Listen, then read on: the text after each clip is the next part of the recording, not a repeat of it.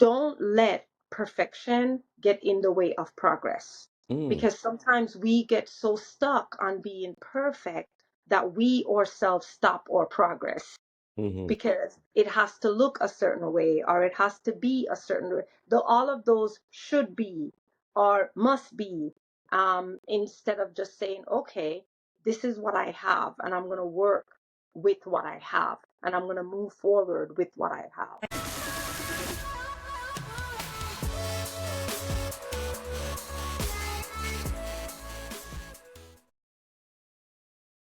This is the Create Your New Normal podcast, and my guest today is Nydia Gooden. She is currently a special educator teaching algebra, geometry, and algebra 2 in an integrated co-teaching classroom in the Bronx. She sees that her students with disabilities are provided access to a fair education based on IDEA regulations. She earned the degrees of BBA in Business Administration from Pace University and Master's in Teaching at Relay Graduate School of Education. Prior to teaching, Nydia held positions in aerospace finance and in commodities as a back office analyst and P&L analyst.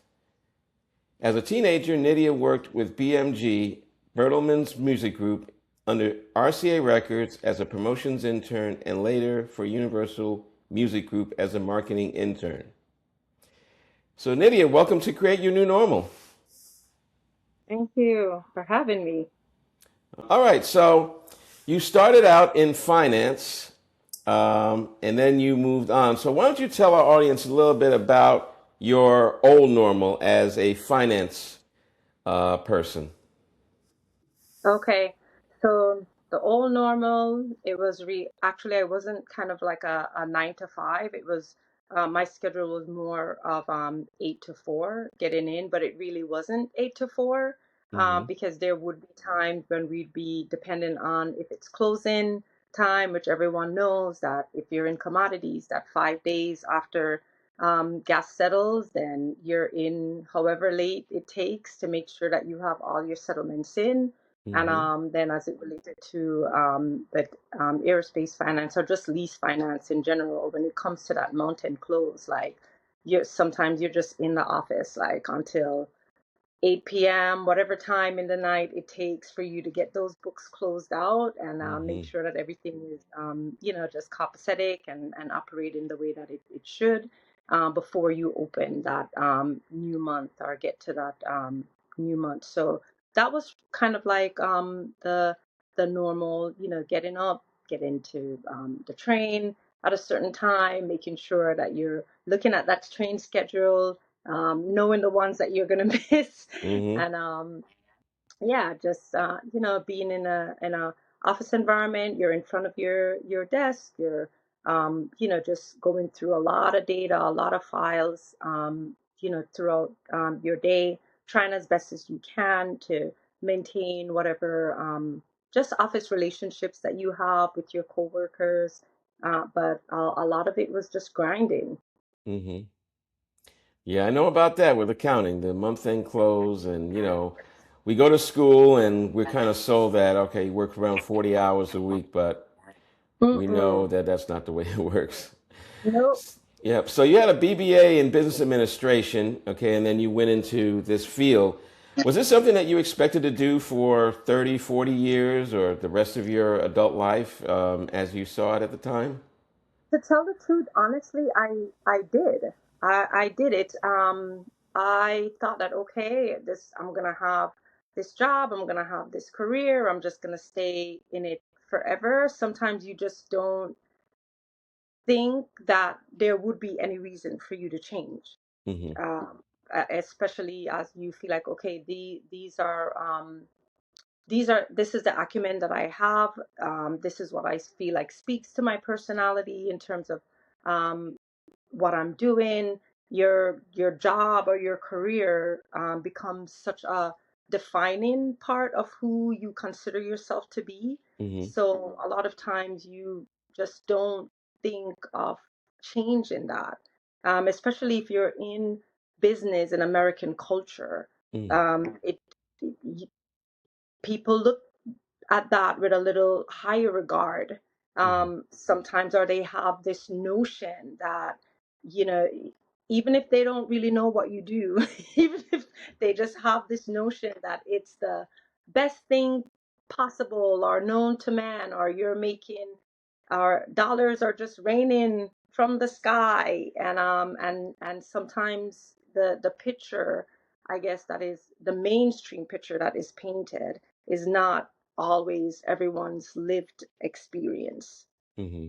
So, Yeah, and you immigrated from Jamaica, right? You immigrated at a fairly young age. Um, but, I guess the view of America, from around the world is very prestigious, right? So if you're doing business, especially like you said, it's held in high regard. So if you can get in there, you want to stay in there. It's a good feeling. Um, but that's not your life now, right? You moved into another area. You went to school, and the plan was to do this for the next 30, 40 years, raise a family, take care of your family, and that changed. Now, what motivated you to change from finance and business to teaching? okay, so do you want the sugar coated version, No, the sugar coated version, or do you want the real true version? we want the real true version. Okay. So the real true version is, as I was sitting at my desk, I always got good reviews. Nobody was getting ready to fire me. I wasn't on any probation or anything like that. But day in and day out, I was going into work, and I started feeling myself, just feeling a little bit jaded Mm, in some ways. You have this expectation, you're thinking that, okay, well, by a certain time, I should be making a certain amount, or my value should be seen.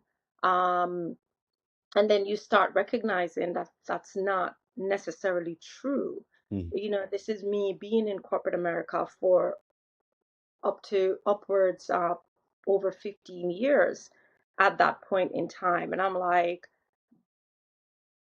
to not be hitting a six-figure salary by that time, and what am I, you start thinking, what am I doing wrong? Am I doing something wrong? yeah. Am I not playing the game the way that the game should be played? Mm, And so you start feeling a little bit jaded by that, and start doubting yourself, or thinking about your value as an employee, or just as a person overall.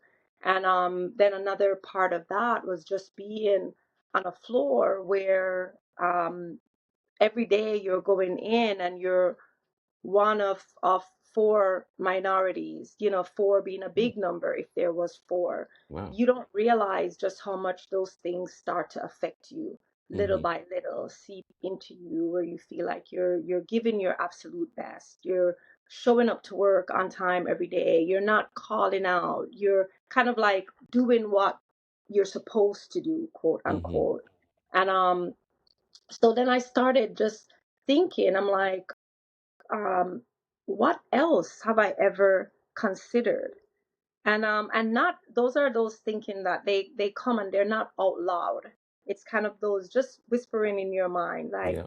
have I ever considered anything else? Have I ever thought of anything else? And the one thing that always kept coming back, and I mean, it's crazy, but come to think of it, there were times when I was at work, and because I you did have to train new staff, there were times when staff had said to me, "Oh, you're a good teacher," or "You're a good trainer." And Hmm. sometimes you don't think about those things, Yeah. or you can explain things in a manner where people actually get what they're supposed to do. Hmm. Um, and then in the back of my mind, I was like, I don't know if it's the Jamaican side of me, where it was like, oh, I've always thought about teaching, because just at least the time where when I grew up in Jamaica, like, education and teaching was just such a highly regarded profession. Oh yeah. Just the respect um, that I feel like Jamaican people put towards education it's kind of like ingrained in the culture. Hmm. So that honestly was the only other thing that like came to my mind, like, oh, okay, that if ever, you know, I would explore something, then that would be the thing that I would explore. And at one point, I don't want to say a breaking point, there just came a point where I was just like, I don't think this is where I'm supposed to be right now Hmm. in my life. Again, I have nothing bad to say about any place I've ever worked, in any environment I've ever worked in. I was blessed. I can't ever say I've ever experienced corporate in terms of, people fighting me for positions or backstabbing, or I never experienced any of that. I had great bosses. Hmm. For the most part I was in, good environment, even when you're working till the crack of dawn, as Jamaican people would say. Still, good good environment, but I just felt like I needed to make a change. I was gonna start becoming someone who I didn't recognize and I didn't like. Oh, So yeah. all right, I got to write that down. What? What you just said about being someone you didn't like. I wanted to touch on that. Yeah, that's pretty real. Your version there, that is a real version. You said a lot there. I want to touch on some of those things. Um, when you talked about, I guess, getting there, right? A lot of times when people achieve success, they get disappointed because something that you've worked your whole life for, and it's like, this is it. Or you may not make it. You may feel like you strive to do this and you find out that it's not what you thought it would be, and then, you don't get to where you want to be. There are things that get in the way. And then also what you said at the end is that you didn't want to be someone that you didn't like. And Mm-hmm. sometimes we go down that path and you don't see it initially, but over time, because you feel like this is where you're supposed to be, this is where you're supposed to work for, you end up becoming this person that you don't like at the end. You don't see it right away, but you notice it later.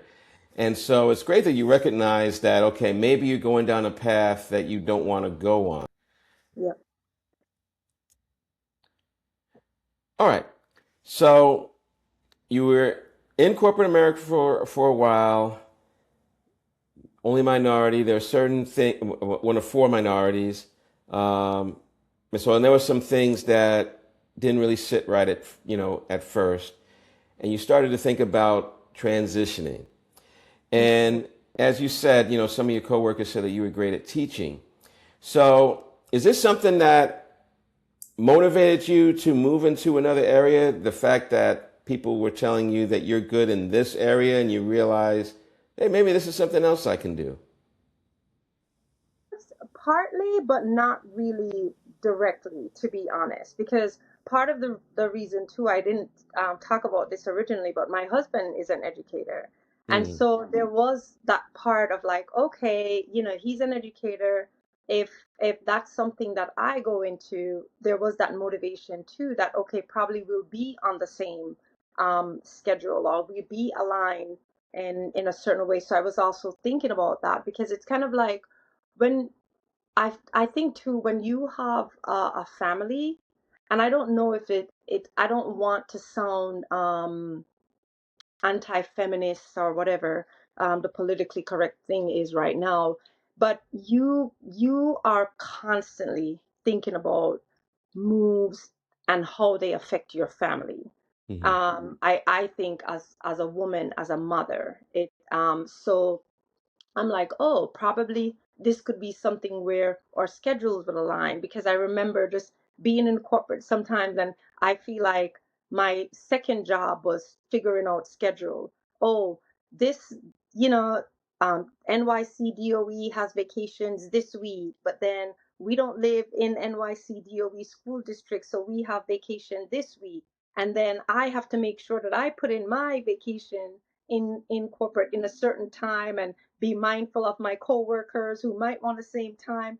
And you Mm-hmm. just feel like that's like a third job.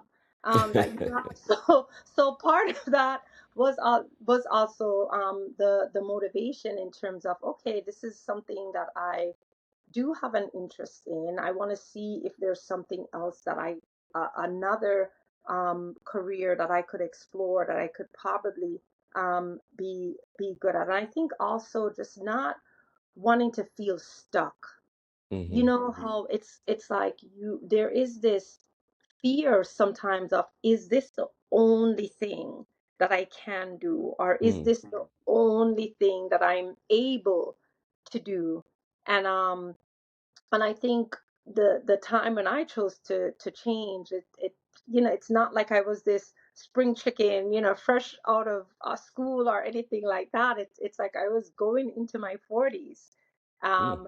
So it's there is that kind of fear of, okay, am I making the right decision, or am I making the right move, or how detrimental, if it will be, is it going to be to my family, or how beneficial is it going to be to my family? So I think it's all of those factors. It's not just one thing, or it's not just someone saying, oh, you might be good in this. It's kind of like, if you are blessed with different strengths, Hmm. it really is worthwhile for you to explore, right? Hmm. All of those strengths. Because who's to tell? I don't even know if this is my last stint, right? There Yeah. could be something else at some other point, some other interest that I go and explore. So, yeah, I don't think it's just one particular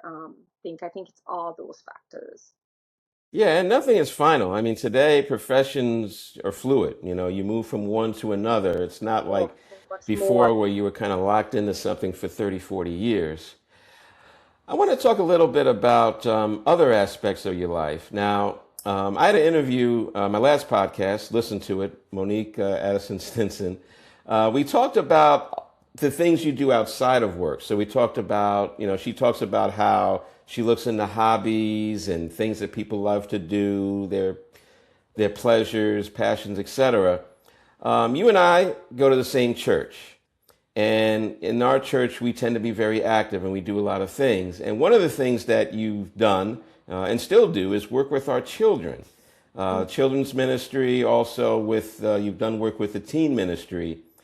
Would you say that doing that helped you? Because sometimes, I know for me, and I know for a lot of people, we make our money doing something, but deep down we would rather do something else. So it could be something that we do on the side for fun, it could be a side hustle. And these are the things that really deep down we would like to do if we could. So did doing work with children, was that like a training ground? Was that something where you felt like, hey, I could do this full time in the right situation? That's so crazy that you mentioned that, Anthony, because it it honestly has been where I've had my most fun without like realizing it. Because even coming from Jamaica to the United States, right? And I Hmm. found the church, which to me I think has been a real blessing in my life. And every time I think about what other decisions I could have made, and I'm just like, without that decision, I definitely don't feel like I would be the same person. So I'm always just so grateful for that Hmm. decision in terms of finding our church and the community and the environment that we're in.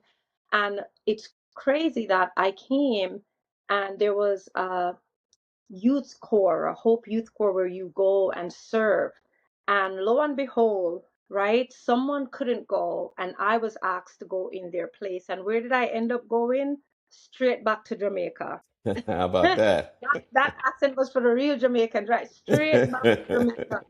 And it was so good just getting to serve in orphanages, because sometimes when you live, it's amazing to me sometimes when you live somewhere, you don't see what someone coming from outside sees. Mm. So me getting an opportunity to go back to Jamaica and serve in the orphanages and serve with other teenagers, and just doing that, and then just being a part of a church that is service focused. Every time I serve in children's ministry, it's always just the best time for me. I feel like it is play. It never feels like work to me. And it's amazing that someone has always said, "You're so good." I always feel like I'm not, I used to think I'm not that great with kids because I feel like just my temperament, sometimes I can be very regimented. Things need Hmm. to happen a certain way. Just very practical in how I approach things, very methodical. And so sometimes I feel like that doesn't give to being good with kids. But I Yeah. really have had some of the best experiences working with our teenagers, working in children's ministry, helping with Hmm. our campus, and probably subconsciously that is something also that help. That it's like, oh, I've been in this environment without it being structured, that I purposefully said, oh, I'm going to do XYZ. So I Hmm. do feel like that helped a lot.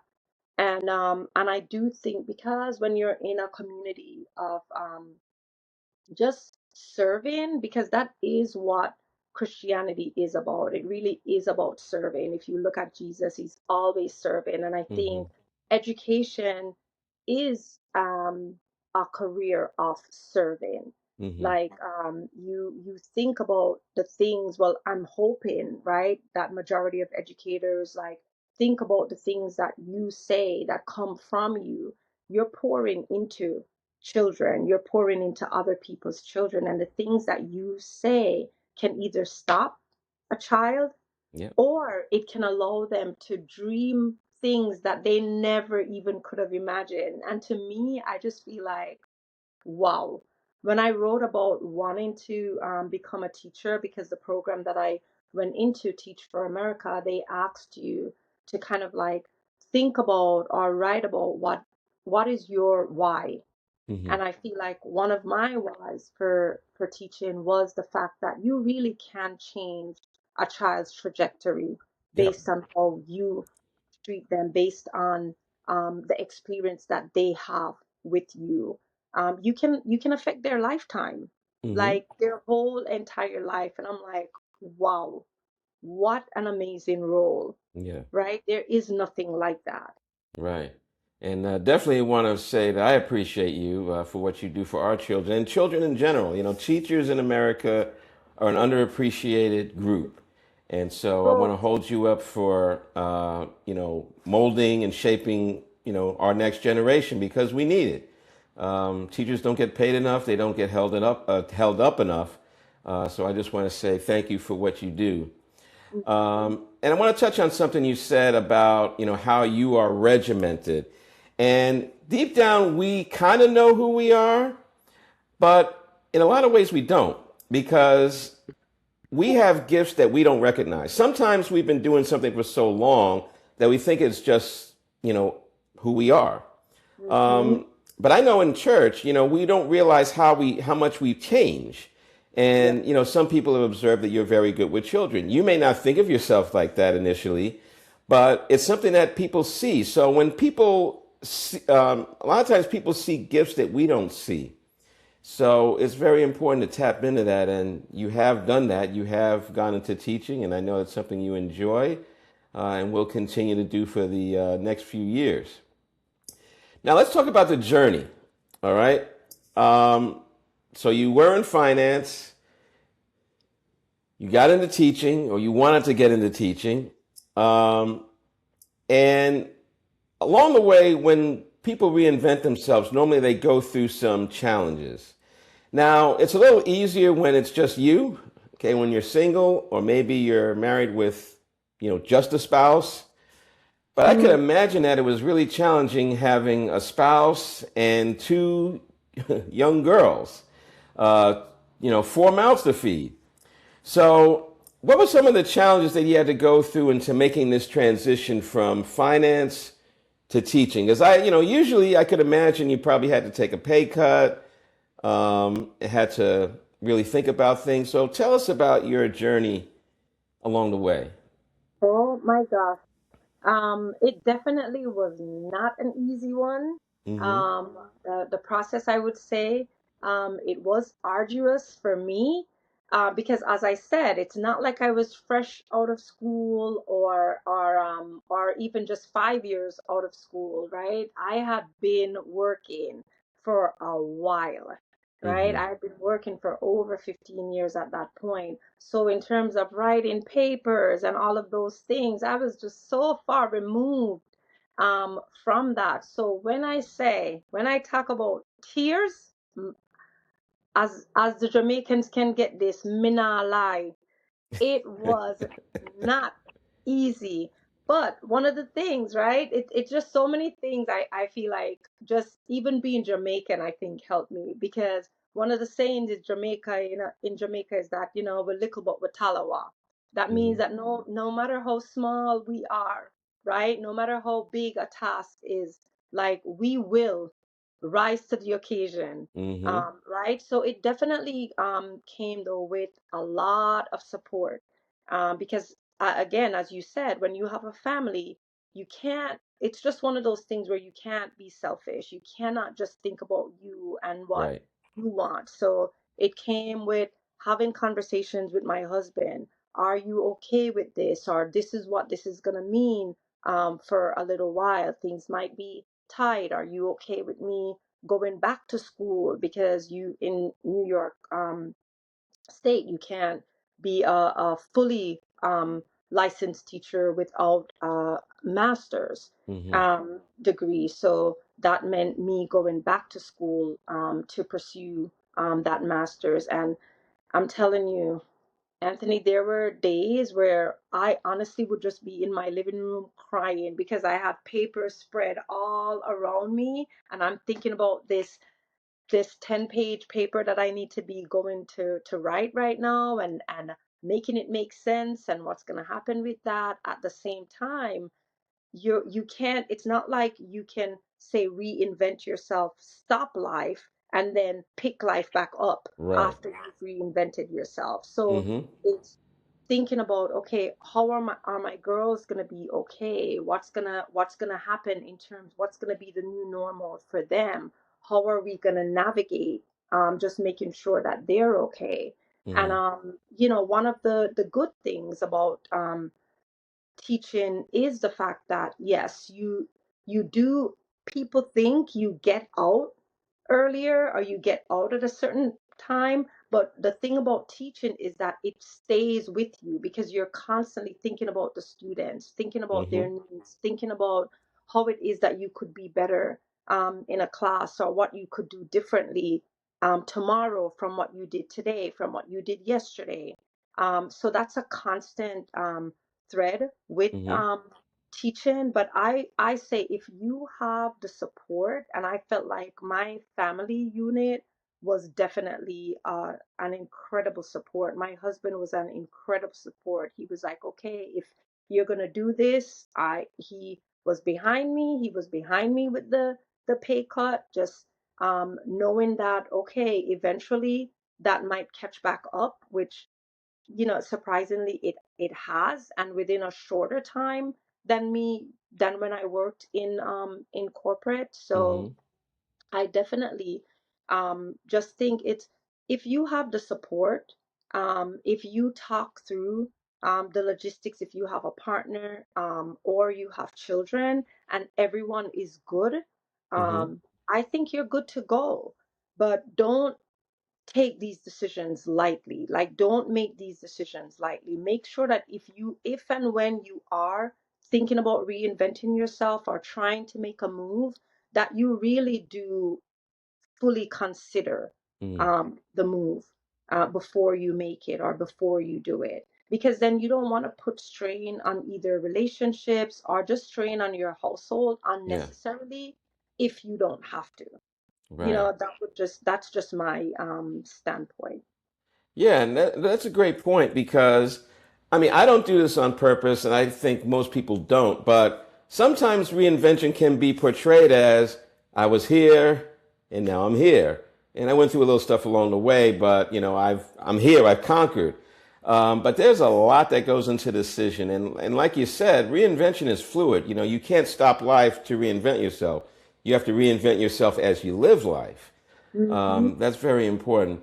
And for the Rosetta Stone people, I just want to say that minalai means I'm not lying. Okay, so for those of you who may have tried to figure out what that was, that's what that is. This is the Create Your New Normal podcast.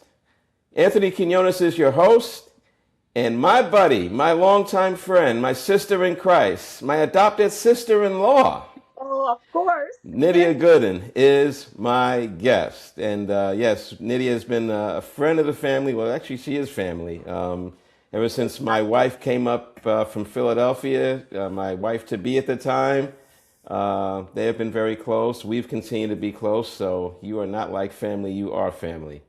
So thank you for being who you are, and we'll be right back. Thanks for joining us today on the Create Your New Normal podcast. And if you're serious about creating your new normal, register for my free masterclass, the 5-step process to successfully create your new normal, at createyournewnormal.com. That's createyournewnormal.com. All right, so we've talked about the journey now, okay? You've made a decision to pivot, you've pivoted, and now you're on the other side. You are a teacher.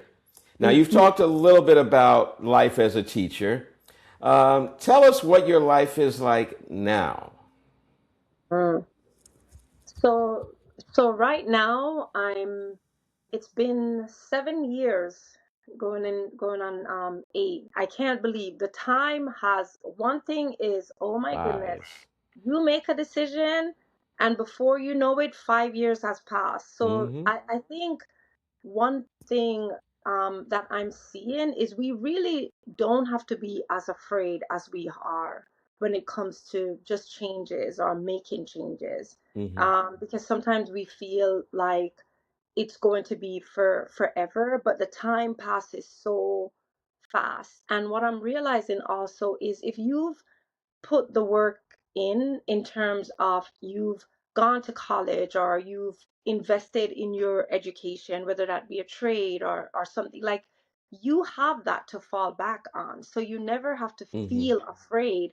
Just as you made one change, you can make another change, Yeah. right? So you never have to be afraid of that. And life right now is, my new normal is I get out of school at 3 p.m.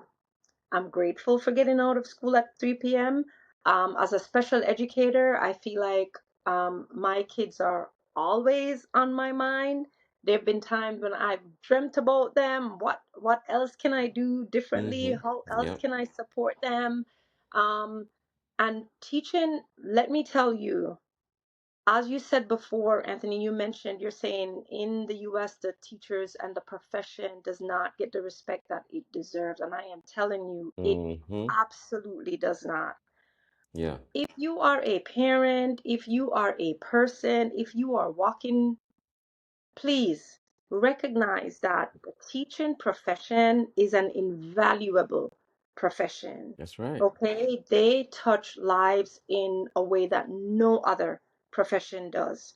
Um, so when you say they are not given the credit, let me tell you, credit is totally and completely due Mm-hmm. to the teachers. And even if you're already making 6 figures as a teacher, it's still not enough because the amount of time, the amount of resources, the amount of planning that goes into executing lessons.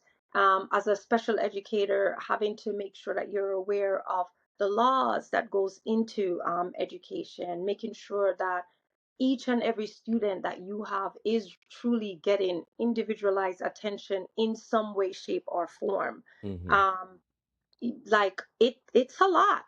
It is a lot. And especially because students with special needs are on such a wide spectrum, so you have your high performing or high functioning students with special needs, and then you have your severely affected students. Mm-hmm. And so, I do, and I consider it a privilege. I do have the privilege of being in an integrated co-teach class, which means that majority of my students, the ones with special needs, for the most part, are on the higher performing Mm-hmm. end, but there's still barriers that get in their way that affect them from really accessing that general curriculum. So just making sure that I'm thinking through planning for them, and it comes down to also just the relationship that you can build and have with them, because Mm-hmm. students will do more for you, I think, if they feel like you truly and genuinely have their best interests at heart. No Mm-hmm. matter what their deficiencies are, no matter what their limitations are, they will rise to the occasion if they truly know and are confident in the fact that all you want for them is the best. Mm-hmm. So yeah, that I do get my summers off, which I don't envy Yay. anyone who has to work during the summer. This summer, I actually have worked like a couple hours. But I feel like as a teacher, if you get your summers off, take them off. You deserve it. Yeah. You're caring for people all throughout the year. It's time for you to care for yourself and take that breather before you jump back in again in September. But Anthony, the biggest joke that God played on me, I think, is I was thinking that by becoming a teacher, me and my husband would be on the same schedule and all of that. It would be peachy keen and everything would be good. But then my husband became an administrator. And he's a 12-month administrator, so we're still not on the same Uh-huh. schedule, but at least we do get our time, the big breaks together. So that's always good.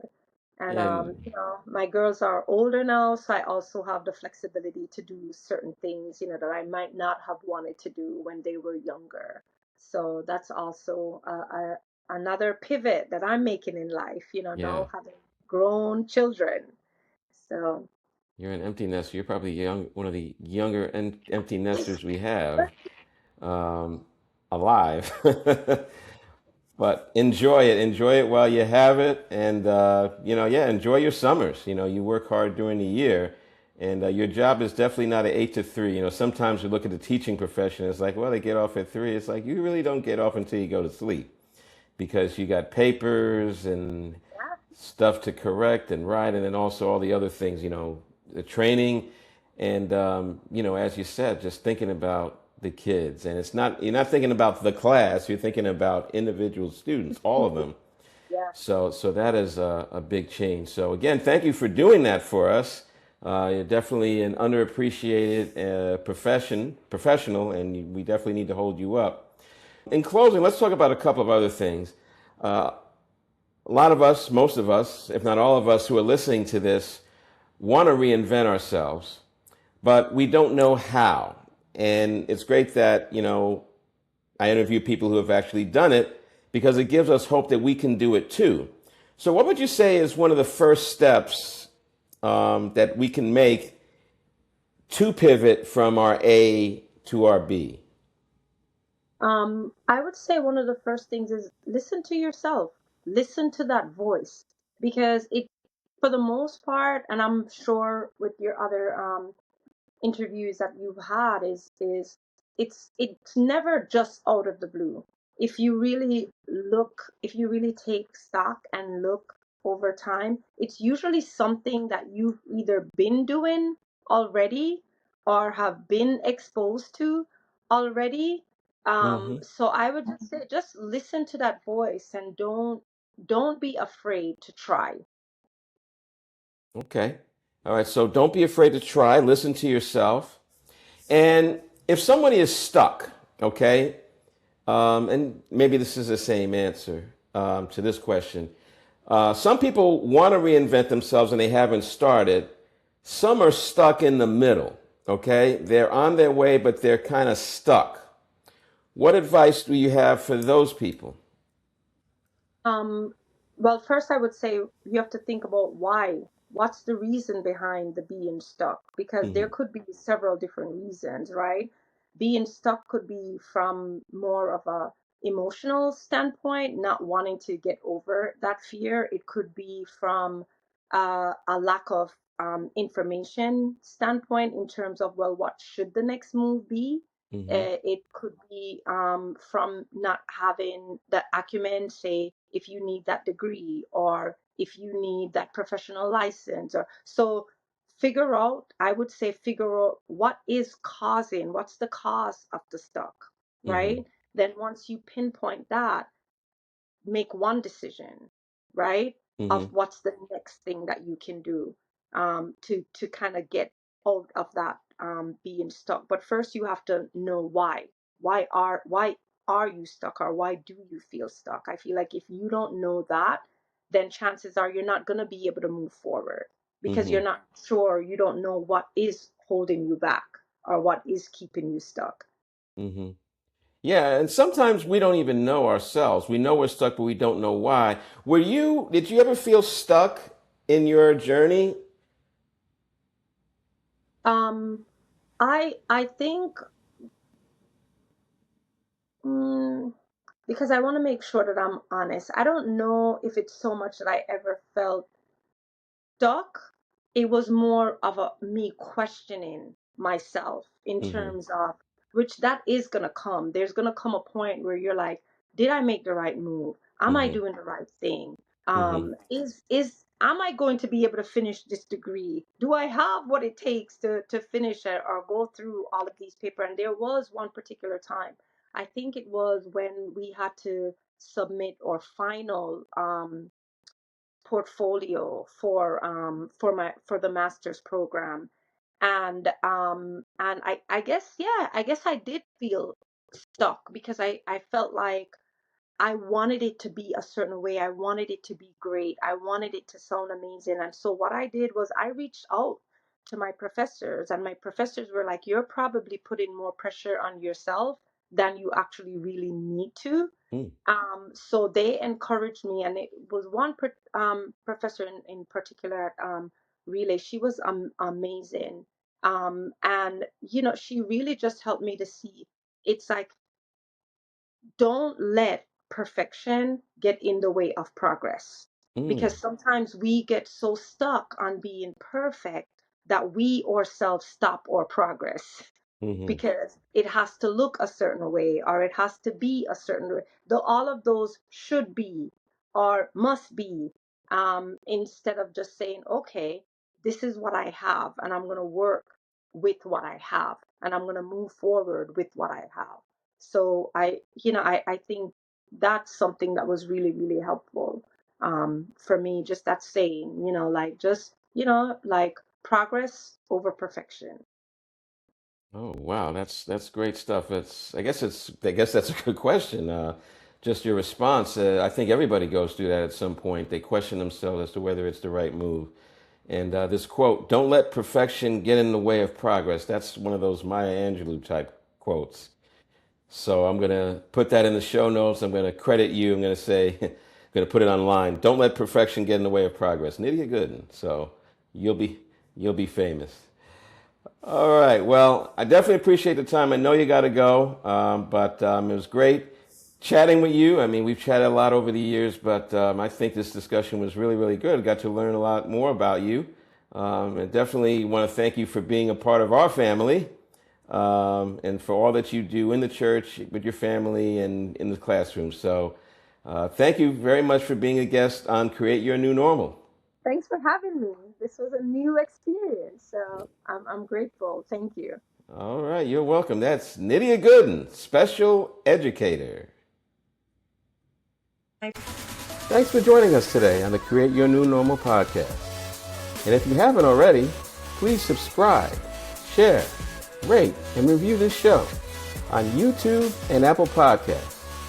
And if you're serious about creating your new normal on your terms, not someone else's, register for my free masterclass, the 5-step process to successfully create your new normal, at createyournewnormal.com.